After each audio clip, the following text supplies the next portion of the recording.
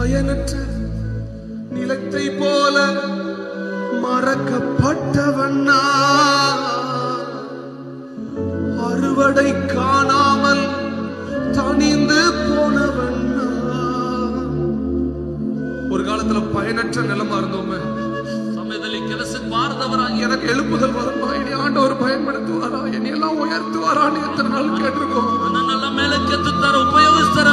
அறுவடை காணாமல் தனிந்து போனவன் தரிசான எண்ணில் தரிசனத்தை. இந்த லைனை நான் மறுபடியும் பாடுறேன். இது யாரெல்லாம் உண்மைன்னு சொல்றீங்களோ அவங்க மட்டும் உங்க வலதுகையை உயர்த்தி சொல்லுங்க. என்ன? தரிசான எண்ணில் தரிசனத்தை வைத்து அறுவடையை துவக்கி வைத்தவர்.